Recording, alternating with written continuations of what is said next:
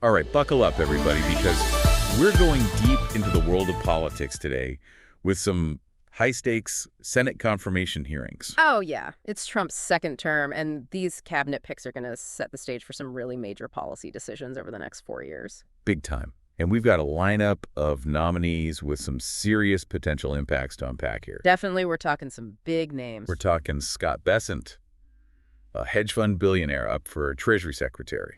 And Doug Burgum, you know him. He's the current governor of North Dakota, and he's in the running for Interior Secretary. Then we've got Lee Zeldin for EPA Administrator. Scott Turner, a former NFL player, believe it or not, he's nominated for HUD Secretary. And last but certainly not least, we've got Pam Bondi, whose confirmation hearing for Attorney General is actually happening live as we speak. A lot going on today. It's a whirlwind of activity with multiple hearings all happening at once. And to make it even more exciting, we're getting live updates straight from Fox News Digital. You'll practically feel like you're right there in the hearing room with all the drama unfolding. Okay, so let's paint a picture of what's happening. It feels like the whole country is on edge right now, just waiting to see how these nominees are going to be grilled, especially by the Democrats. I think it's safe to say that things could get pretty intense. Yeah, especially since Senate Minority Leader Chuck Schumer basically told his party to give them the third degree. Schumer's call for tough questioning definitely raises the stakes. Totally. It's a clear signal that the Democrats are prepared to challenge Trump's agenda right from the get-go. Right out of the gate. Okay, so let's start with Scott Bessent, this hedge fund billionaire nominated for Treasury Secretary. A big name for a big job. I'm curious how his Wall Street background will play into his economic policy ideas. Well, one thing to watch closely is his stance on the 2017 Tax Cuts and Jobs Act. Oh, that's a big one for sure. He's been pretty vocal about wanting to extend those cuts. Interesting. He actually argues that letting them expire would end up hurting the middle class. Now, that's a bold claim, especially since critics of those tax cuts often argue that they mostly benefit the wealthy. Right. There's a lot of debate about who benefits and at what cost. Exactly. So what's his counter-argument there? What's his reasoning behind that? Well, his argument is that by stimulating the economy as a whole, the tax cuts will eventually trickle down to everyone. Including the middle class? Including the middle class. That's his stance. I see. It'll be interesting to see how the senators respond to that line of reasoning. For sure. Will they really dig into that? And will he be able to back it up with solid evidence? Yeah, it's a debate that goes to the very heart of economic policy. Absolutely. Who wins and who loses. Yeah. Now, another area where Bessent's views could be controversial is tariffs.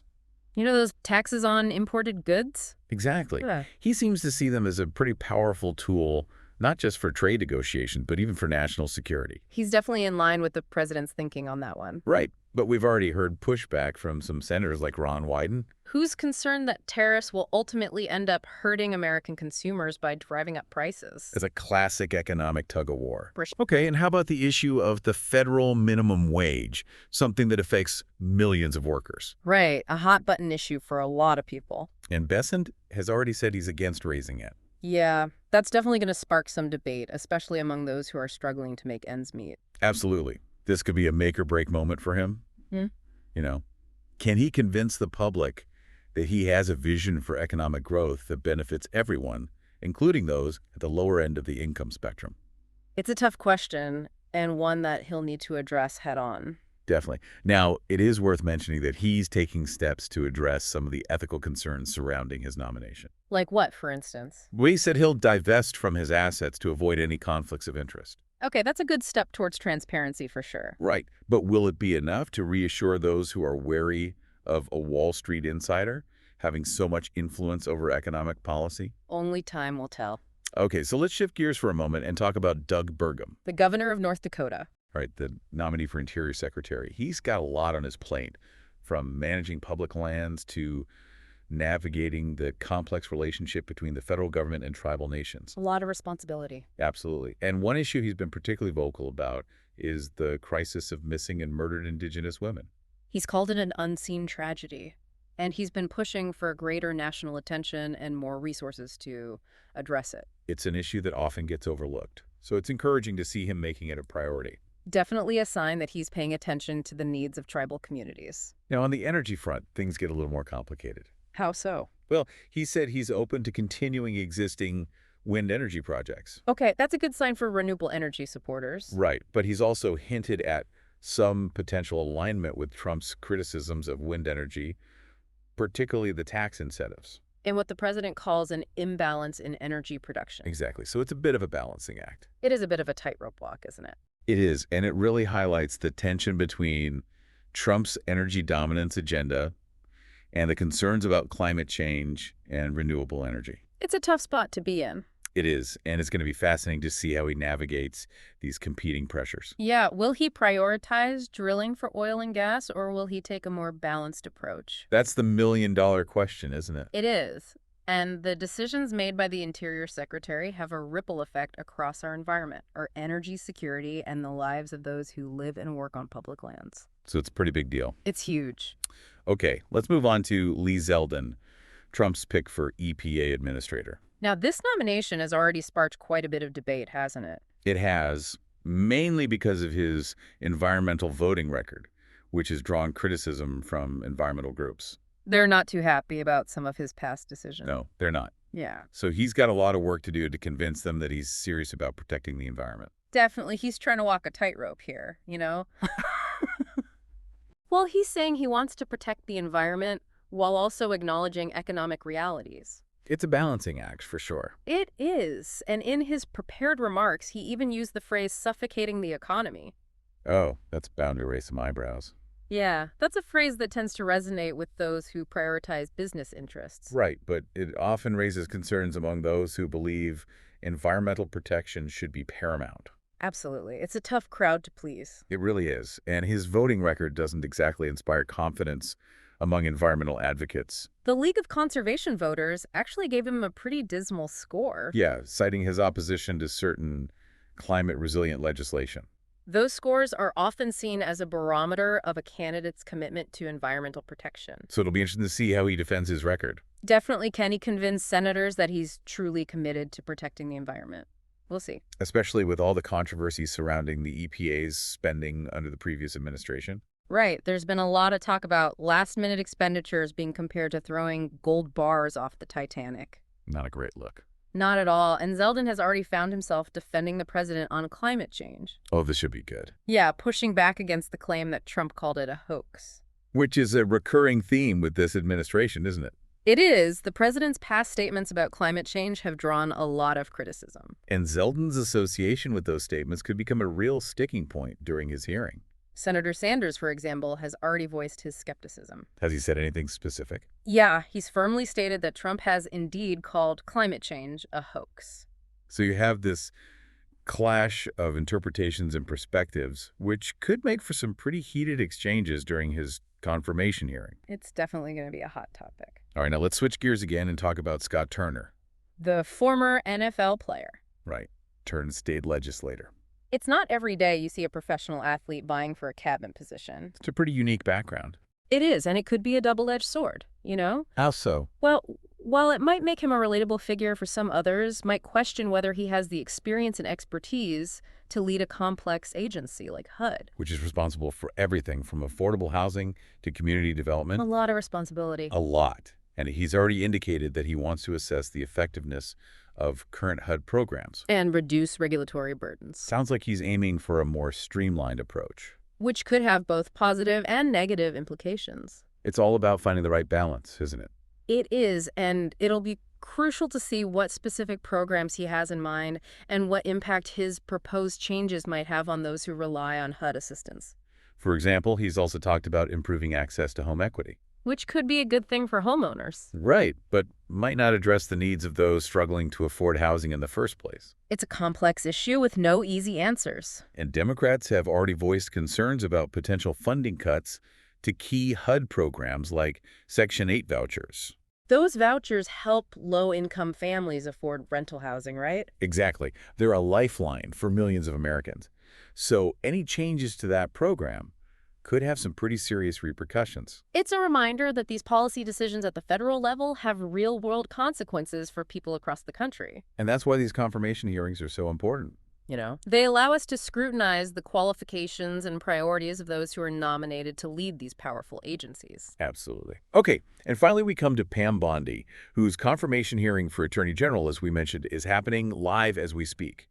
This nomination has been one of the most contentious so far. It has, with critics raising concerns about her independence and potential conflicts of interest. It's a tough spot to be in, especially considering the concerns about potential bias and the weaponization of the DOJ under Trump. Right, the Justice Department is supposed to be the guardian of the law, upholding justice and ensuring equal treatment under the law. But there have been worries that under Trump, the DOJ has become too politicized, with investigations and prosecutions being driven by political considerations rather than a pure pursuit of justice. And Bondi's close ties to Trump, including her role on his impeachment defense team, have only fueled those concerns. Critics worry that she might be more loyal to the president than to the principles of justice. It's a valid concern, but her supporters are quick to point out her experience as a prosecutor and her commitment to upholding the law. They argue that she has the integrity and experience to lead the Justice Department effectively and impartially. It's a classic clash of perspectives, and it's playing out right now in real time during her confirmation hearing. It's fascinating to watch, isn't it? It is, and the stakes are incredibly high. Yeah. The Attorney General has immense power, and whoever holds that position can have a profound impact on the lives of millions of Americans. We're seeing former Justice Department officials, both Democrats and Republicans, come forward to testify about her qualifications. It's a real mixed bag. It is. Some are vouching for her integrity and her commitment to the rule of law, While others are expressing concerns about her independence and her ability to resist political pressure.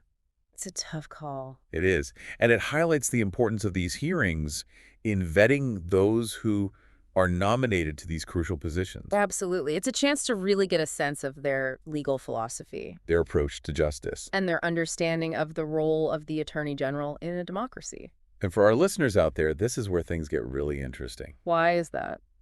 Because we're not just presenting information, We're diving deep into the complexities of these nominations and exploring the potential impacts they could have on your life and the lives of all Americans. It's about connecting the dots and understanding the bigger picture. Exactly. And these confirmation hearings give us a window into the workings of our government, and they offer a unique opportunity to understand the people who will be shaping policy, enforcing laws, and making decisions that affect us all. They also show us the interplay of ideology, power, and personality, and we're seeing the clash of competing visions for the future of our country. And it's all unfolding right before our eyes. In real time. So stay tuned, because in the next part of our deep dive, we'll continue to unpack these nominations and explore what they might mean for the next 4 years. It's going to be a wild ride. Buckle up. All right, we're back and ready to jump right back into these confirmation hearings.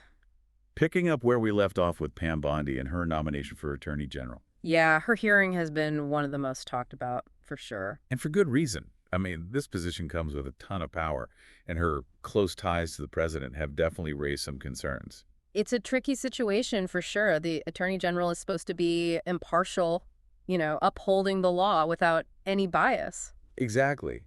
But her role on Trump's impeachment defense team has made some people wonder if she can truly separate her personal loyalty to him from her duty to the country. It's a valid question. And the Democrats on the Senate Judiciary Committee have been really pushing her on this. They're not letting up. No, they're not. They keep pressing her on how she would handle these potential conflicts of interest and how she would make sure that the Justice Department stays independent. They want to know what her legal philosophy is, and how she approaches justice. Will she be a strong defender of the president's interests?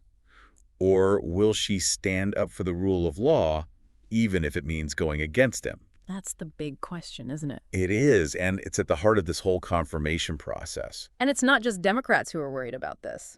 Some legal experts and watchdog groups have also expressed concerns about Bondi's potential conflicts of interest. They're worried she might not be able to act independently. Right. They say that the perception of impartiality is crucial for the Attorney General. It makes sense. If people believe that the Justice Department is being used for political purposes, it undermines faith in our legal system. And erodes trust in the government. Exactly. It's a dangerous path. Now, on the other hand, she does have some pretty strong supporters out there who are vouching for her integrity and her experience. They believe in her. They do. Several former Justice Department officials, both Democrats and Republicans, have actually testified on her behalf, highlighting her qualifications as a prosecutor and her commitment to upholding the law.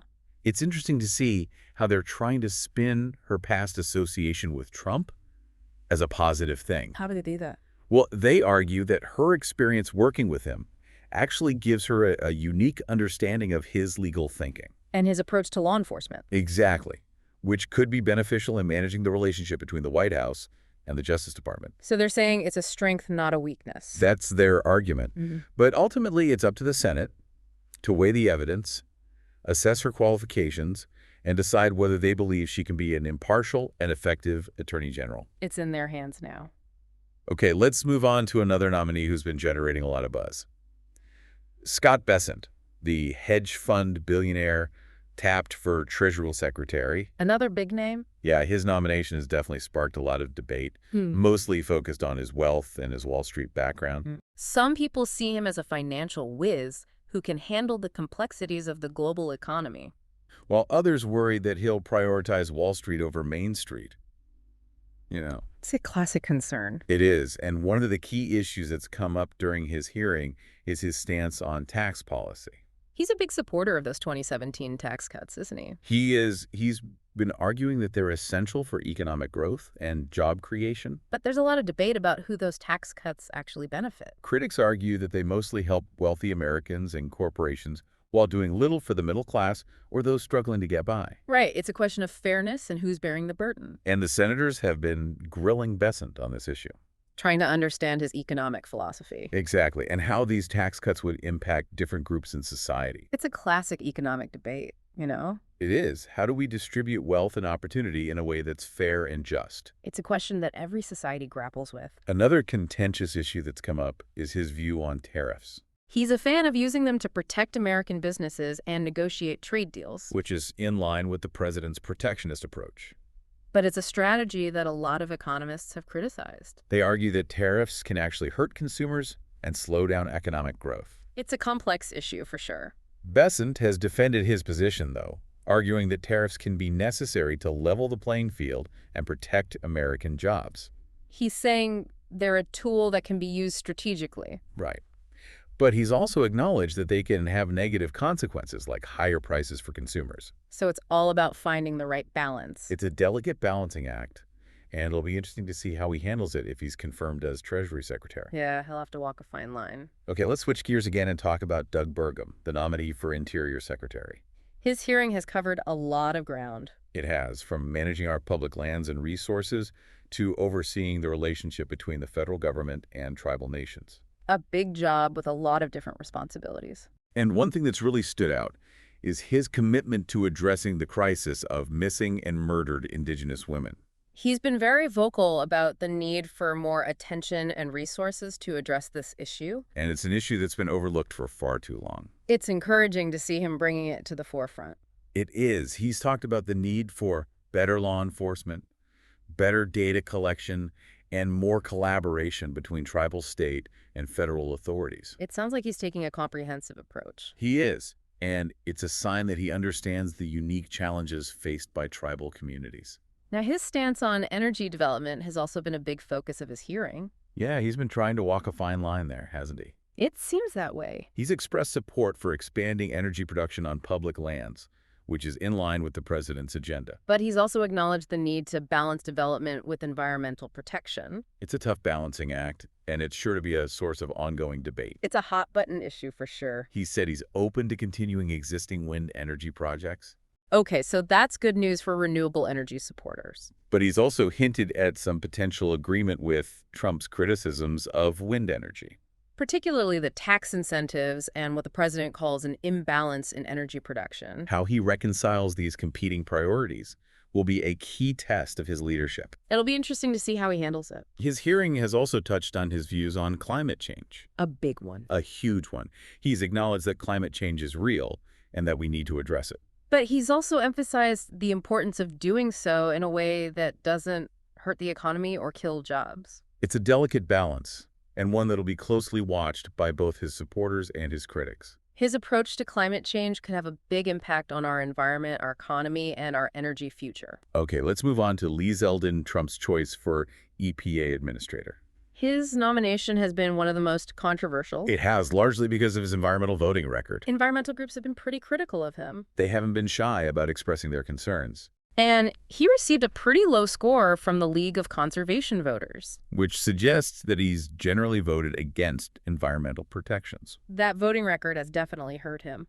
It has, During his hearing, he's tried to strike a balance between acknowledging the importance of environmental protection and emphasizing the need for economic growth. It's a tough balancing act. It is. And he's used the phrase suffocating the economy when talking about regulations, which hasn't gone over well with some people. That phrase tends to raise red flags among those who prioritize environmental protection. His critics are worried that he'll put business interests ahead of the environment. And that he'll continue the Trump administration's trend of rolling back environmental regulations. They point to his past opposition to climate action and his support for deregulation as evidence of his pro-industry stance. It's not a good look for someone who's supposed to be leading the EPA. Zeldin has defended his record, though, He's trying to convince people that he's committed to protecting the environment. while also promoting economic growth. He's trying to position himself as a pragmatist, someone who can find common ground. But it's going to be tough for him to win over the skeptics. He's got an uphill battle ahead of him. The controversy surrounding the EPA's spending under the previous administration has also come up. Yeah, there's been a lot of talk about those last-minute expenditures being compared to throwing gold bars off the Titanic. It's not a flattering comparison. Not at all. It suggests wasteful spending and a disregard for fiscal responsibility, Zeldin has defended the agency's spending, though. saying it was necessary to carry out their mission. Another big issue that's emerged is his stance on climate change. The president has repeatedly called it a hoax. And Zeldin has been asked if he shares those views. It's a tough question to answer. It is. He's tried to distance himself from the president's rhetoric, acknowledging that climate change is real. But he hasn't really endorsed any specific policies to address it. He's being very cautious. He's trying to walk a tightrope between staying aligned with the president and appealing to a wider audience that recognizes the urgency of climate action. His confirmation could come down to whether he can convince the senators that he takes climate change seriously. And that he'll prioritize policies to address it. Okay, let's turn our attention to Scott Turner, now the former NFL player who's been nominated for HUD Secretary. His nomination has been a bit less controversial than some of the others. But it still raised questions about his qualifications and his approach to housing policy. His background is pretty unusual.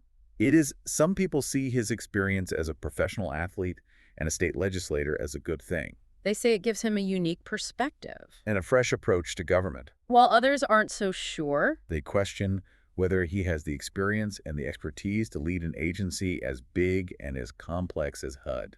it's a valid concern. He's emphasized his commitment to public service, though. And his desire to make HUD more efficient and effective. He's talked about assessing the effectiveness of current programs. And reducing regulatory burdens, He seems to be aiming for a more streamlined approach to housing policy. which could be a good thing or a bad thing, depending on how it's done. His supporters believe that his outsider status will allow him to shake things up and bring new ideas to the table. They think his experience working with people from all walks of life will make him an effective advocate for those who rely on HUD programs. He's talked about his commitment to helping low-income families achieve homeownership. And improving access to affordable housing. But Democrats have expressed concerns about potential funding cuts to important HUD programs, like Section 8 vouchers. Those vouchers help low-income families afford rental housing. They're a lifeline for millions of Americans. And any changes to that program could have a big impact on their lives. It's a reminder that these policy decisions made in Washington have real consequences for people all over the country. It's why these confirmation hearings are so important. We need to carefully scrutinize the people who are nominated to lead these agencies. We need to understand their qualifications, their priorities, and their vision for the future. Okay, so we spent all this time talking about these nominees individually and really getting into the nitty-gritty of their backgrounds and what they stand for. But zooming out for a sec, what does this group of nominees as a whole tell us about where Trump might be headed in this second term? That's the big question, isn't it? Are we going to see more of the same from the first term, or is there a change in strategy coming? I mean, it's important to remember that these picks are happening after an impeachment, after a global pandemic, after a super contentious election. So the context is definitely different this time around. No doubt about it, the stakes feel even higher now. And looking at these nominees, there's a real mix of the familiar and the surprising. You've got some like Scott Bessent, who seem to fit right into the Trump mold, Yeah. Disrupting norms, putting business interests first, not afraid of controversy. Yeah, from what we've seen and heard from him so far, he definitely seems to fit that profile. But then you've got someone like Doug Burgum, who's a Republican for sure, but he's also shown a willingness to tackle issues that haven't always been top priorities for Republicans, like that crisis of missing and murdered indigenous women. It's an interesting mix, for sure. It makes you wonder if Trump is trying to broaden his appeal a little bit. Maybe signal that this second term will be less about shaking things up and more about governing for a wider range of Americans. Or maybe I'm reading too much into it. It's hard to say for certain, but these hearings definitely give us some clues. One thing we've seen come up again and again is this tension between expertise and loyalty. You've got nominees like Zeldin, whose environmental record has raised a lot of eyebrows, and Turner, whose background isn't exactly typical for a cabinet position. Right. It makes you question whether Trump is putting more emphasis on loyalty than on experience or qualifications. Is he looking for people who will just carry out his agenda without question? Or does he really want the best possible people leading these agencies? It's a question that's been hanging over his presidency from the very beginning, and these hearings are bringing it front and center again. And it's especially worrying when it comes to a position like Attorney General. The Justice Department is supposed to be the ultimate protector of the law, completely independent of politics. But with Bondi's close relationship with the president, there are real concerns about whether she can be truly impartial. That's the million-dollar question. Can she and will she resist pressure from the White House and make decisions based solely on the law and the facts? These hearings are supposed to help us figure that out, but in the end, only time will tell. We've seen how these nominees handle tough questions, how they explain their past decisions, and what their vision for the future is. It gives us a glimpse into their character, their competence, and how dedicated they are to serving the public. But these hearings are just one piece of the puzzle. We have to keep watching how these nominees perform in their roles, how they work with Congress, and how they handle the challenges that are bound to come up. And for you listening out there, these hearings are a reminder that you have a voice in all of this. Stay informed. Talk to your elected officials and hold them accountable for the choices they make. The future of our country depends on citizens being active and engaged. We'll be here to help you make sense of it all, providing insights and analysis as we keep diving deep into the issues that matter most. So stay tuned, stay curious, and stay involved. This is just the start of what's shaping up to be a really interesting and important second term for President Trump.